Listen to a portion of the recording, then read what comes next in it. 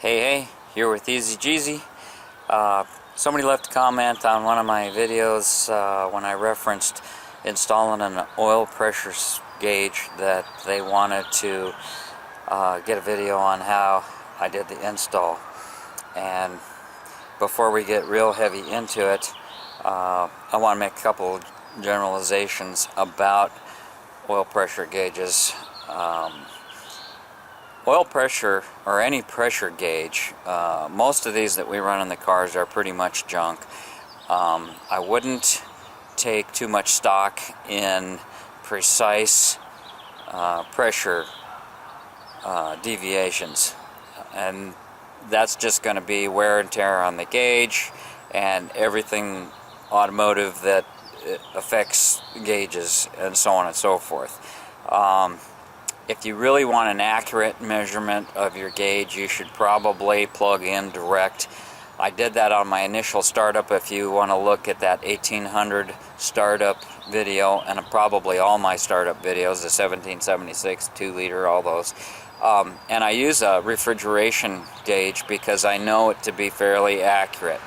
The zero adjustment is adjustable as well, because you can adjust it for absolute pressure, which is, yeah, a bunch of BS. Okay, so if you're using a gauge, what you want under ideal conditions is to have the gauge mid-range of the gauge to be in the normal operating range of whatever it is you're measuring.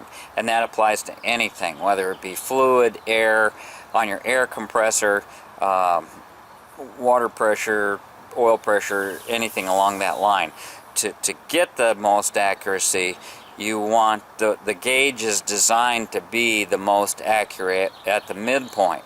They know that there's going to be power bumps up and down, and the gauge is going to be moving, and the gauges aren't super accurate. Mechanical gauges generally have a little gear rack in them, and they have what they call a Borden tube, and it will flex and it will move, and over time they'll get sticky, and that's why you see people tapping on them, because the little is very sensitive, and after it's moved or sat in one position, vibrations, depends on where. You really have to pay attention to where you put a gauge if you want it to be accurate. On this Volkswagen, I highly recommend that you don't eliminate the idiot light. That is going to be your best protection, quickest protection, and it's simple. Generally, over a period of time, they'll eventually start leaking. It is what we call a normally closed switch, and it's got a spring in there calibrated to, I think it's pretty darn low. Actually, I think it's like 6 pounds or something like that. So if you were to take this wire off of the sending unit and touch it to the block, it would make the light come on. If you start the engine, it opens the switch and the light goes out. If it's flickering, that could mean a lot of different things, that you got a switch that's going bad. You could see the slop in this one, and this one has been leaking, has a drip underneath it. Another thing I want to comment on, this is not American SAE 1/8 inch pipe thread, although that will fit in the hole. You have to take extreme caution when you screw these things into the block, that you don't get carried away. It's pretty hard to screw up with the stock one, but if you're putting something else in there, like a pipe fitting, like what I'm going to be doing is putting a pipe fitting in there, you need to be really careful. Now, they're using the screw-in part as a ground, part of the ground. The engine is grounded, so this would be hot from the light, and that's why when you touch it to the ground. So if you, a lot of guys will use pipe dope or some type of a sealer or Teflon tape. Be real careful with that Teflon tape. Don't have it past the end of the threads where a piece can come off and go through your oil galleys, because this is after the pump, and before it goes to the next stop is at your bearing journals. So you don't want stuff getting in there. You don't want to contaminate that. So the other thing, we're using an electric pressure gauge, and when I was over at Halsey, they had pretty good selection of different parts for Volkswagens. I did not like this 150-pound VDO gauge because of what I spoke of earlier. These things are going to run, recommended to run at 28 psi at about, 2,500 RPM. I think is a hot engine oil pressure should be about 28 in order for your oil cooler and so forth to work properly. You have a relief valve that's by the flywheel that goes over the life of the engine. On a fresh engine, it's going to dump a lot. As the engine ages and the spaces open up, it is going to close off. And you also have the relief valve. I'm talking on a dual relief case now. You have one in the back of the car, right in this area over here on the bottom. It's got a long spring in it, and that is what is, it has a relief hole to dump pressure as well as the diverter to go through the oil cooler. So if you put in a big pump, if you put in too large of a pump, and this is too large of a pump that I'm running right here, I can tell you that right now. I'm not going to tell you what it is, but it is. This is an old one and it's too large, and this is why I'm curious about this whole situation. This is a bypass oil filter. It comes off the pump gears, and it's probably too much pressure for your oil filter. So they have a little bypass spring and a ball and a passage in here. It's a bypass oil filter. Those work fine. They are used throughout the industry. They're used throughout any fluid handling system when there's possibility of contamination. And what that means is it's not filtering 100% of your oil all the time. It is partially filtering your oil, and it still is a very good and an improvement over the stock system, because even though it's partial, you're filtering 100% of oil eventually. It might not make sense unless you're in this type of field or profession, but that's the way it works. Do some more research on your own.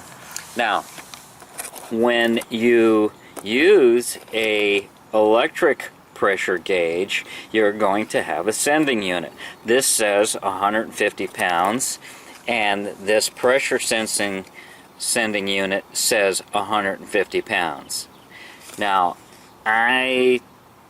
like I said, I wasn't really happy with that, and while looking for something else on the way back from my little trip, I stopped at a Napa, and I saw that they had a 100-pound gauge. Now, I like this scale a lot better, because on a cold engine we're probably going to be running, you know, between 40 and 60 when you first start it up, depending on what weight your oil and a lot of conditions. But it's mid-range. It's closer to mid-range. When you're driving down the road, you're going to be up on the scale a little bit, so it's going to be a bit more accurate, and you're going to see the gauge move. On something like this, when the operating range is clear down here, 25, yeah, I mean, I just think that's sad, and I don't know why I bought it anyhow, but I'm going to try to return that since I haven't even opened the packages.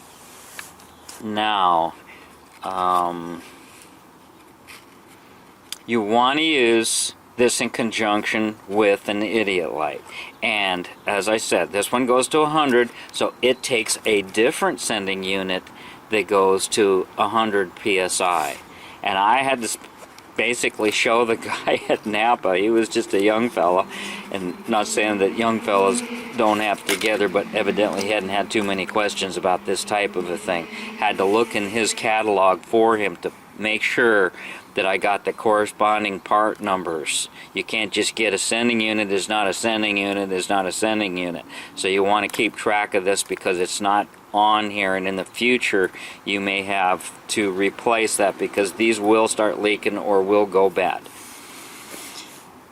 The other thing that can affect this, and maybe screwing me, is the length of the wire. On a normal American car where you have the engine in the front, it's probably a pretty short distance, just a few feet to under the dash or wherever you're putting your gauge. The longer you run the wire, the more resistance you can create, and they measure that in ohms. And this one says to use a minimum of 16 gauge, so that extension cord, that outdoor extension cord, is definitely going to work. And on DC voltage, you want to use stranded wire. You don't want to use like an 18 gauge thermostat wire that's one copper strand. You want to use stranded wire for automotive at all times. For DC applications, if you do solar, if you get interested in solar where you're charging DC batteries with it, you want to use stranded wire. Anytime you're using DC, you want to use stranded wire. Okay, so... And you always want to run a ground strap from your engine to your frame or directly to the battery ground, because that's the right thing to do. You have your coil. It just gives you more power for electrical things. Your coil on your ignition system, your oil sending unit, your generator back here, or alternator, whatever you're using. You want that strap on there. The only other thing, if you're using rubber motor mounts, you've got about the only thing metal that I can think of is the throttle cable. And if you have enough current going through there, it will fray it and cause it to break. It just will cause numerous problems. Your battery won't charge right. All kinds of things will affect that.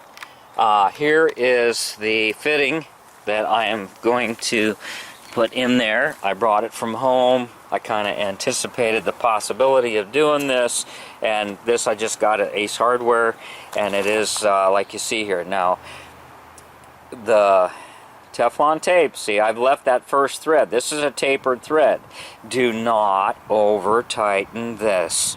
Be careful. You're pretty safe with a Volkswagen sending unit, but if you put anything else in there, be careful. You can crack your case.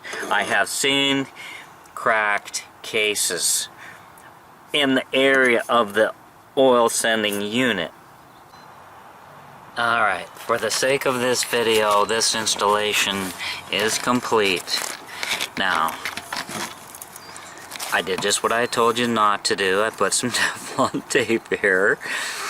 I'm willing to take the chance that since I only put like 1.5 turns, it's a tapered thread. It's meant to be a lubricant. It's an oil fitting. I just put a dash on there and it may drip, but I may have to touch it up later.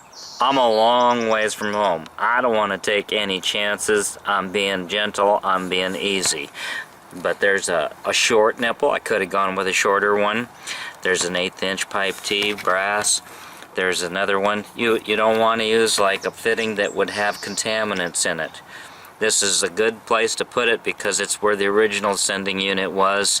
You are putting a little distance from it, but I'm willing to take that chance.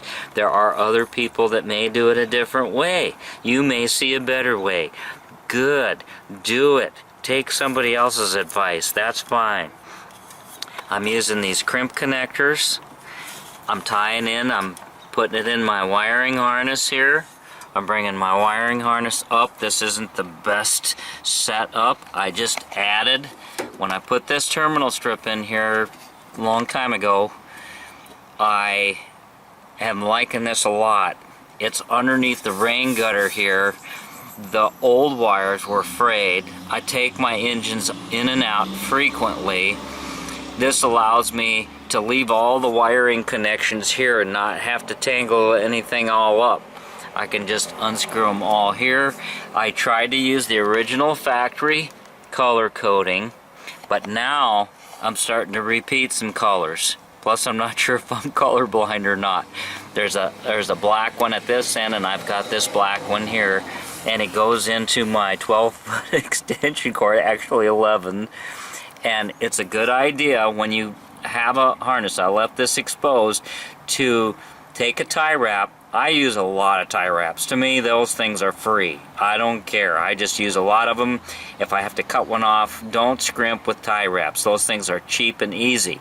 I do caution you, and anybody will tell you that has worked with these zip ties, when you cut these off with a pair of sharp cutters, that edge, that corner is like a razor blade. I have cut the snot out of myself. I find myself just bleeding like a stuck pig and say, what the hell happened? It's like a razor. You won't even feel yourself doing it. But, you know, it makes for a nice clean installation. This is not waterproofing things. All I'm doing is trying to protect it from vibration and just kind of keeping things together. So that's the way the back end works out. Now we'll move up to the front end and take a look at that. Oh, by the way, when all else fails, they do come with instructions. So if you can read the funny papers, you can probably read and understand these, and they are pretty doggone good as far as what's going on. Now this will be an effort in futility and probably embarrassment, but previous owner had put this tack in here, and you're going to notice too that when you have a car this old that there's going to be holes that people use for different things, radios, CBs, you name it. There's going to be plenty of holes. I really would refrain from making more holes. Try to use something that you have, even if it's not the best. You do get a lot of air comes through these holes. Here's one for a factory accessory of some type. I think it was for an air diverter for part of the defroster footwell or something. Anyhow, so caution on holes. This bracket, I decided I was going to put it here because there's this dashboard screw. That's what they used on this side to hold the tachometer, and I can see it when I'm in the sitting position. I can look down and I can see my gauge there. I have used crimp connectors on everything. I would refrain from just wrapping the bare wire around the post and tightening it up. When you're using these crimp connectors, if you really want to do a nice job, you could slide back the colored insulator and solder the wire in place, especially when you're using a resistance measurement such as we have here, to get the pressure gauge to work properly. On your posts and terminals and connections that are mechanical, probably be a good idea to use some of that little gel, that Vaseline looking gel, electrolyte gel. Use it on spark plugs and battery terminals, different things. I'm choosing to go ahead and use a full-time light inside the gauge. The tachometer is wired up. You don't see the light during the daytime, and it's always there at night. It might be a little reminder to look down there or look at it as well. I'm not sure how bright it will be. I don't think it's going to be. What else can I say? There are pictures and diagrams that come with these gauges when you purchase them new. Follow that electrical wiring. If I had a thought though that possibly, let's see, we're gonna be looking down there. You're seeing glare on it, but I'm not, and it doesn't matter if it is. I don't probably look at it that much. All right, first trot. I did not try it. Full disclosure. Let's see how many things quit working.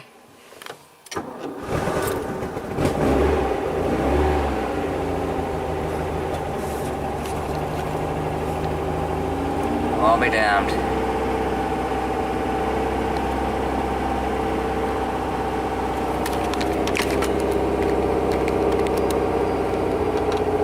Now that is bypassing the oil cooler at that pressure. It's pushing that rear relief spring down. So it's going directly into the mains.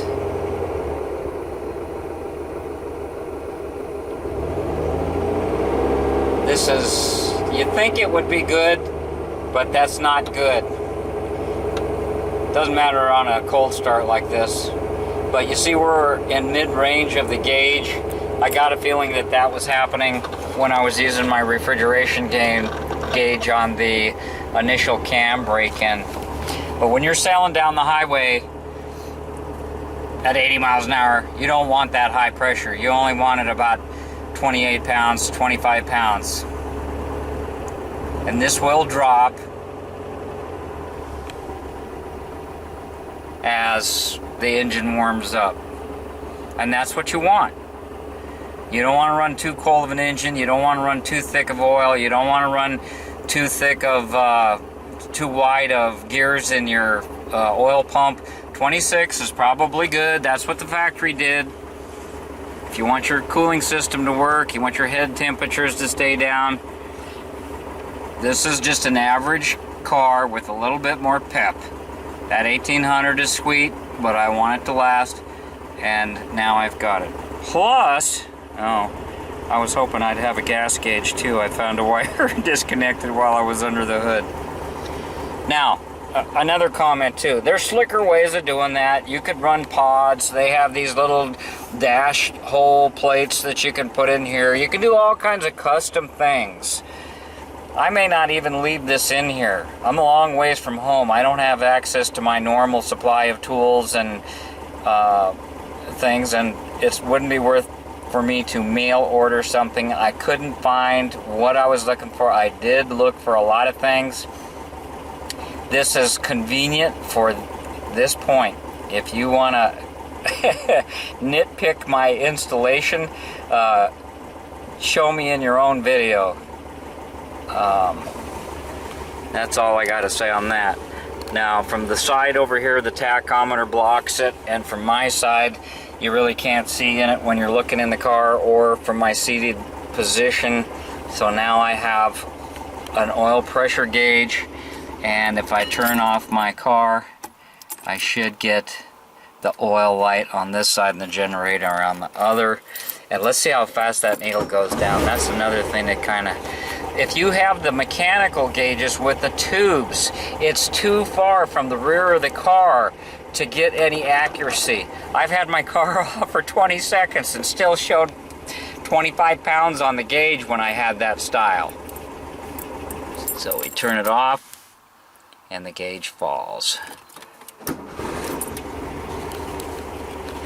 See, it's not real lively. It takes a while for that thing to come up and move. That's why you can't trust it for an emergency. Leave that idiot light connected.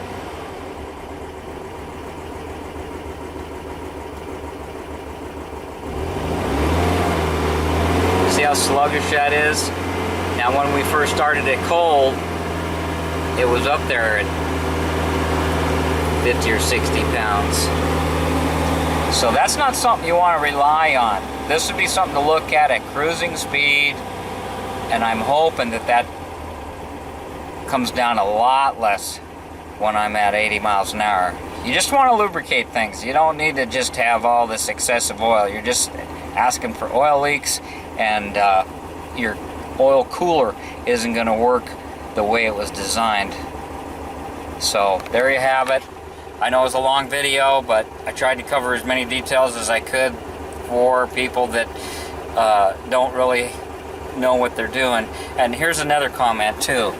I don't know if I already mentioned this or not.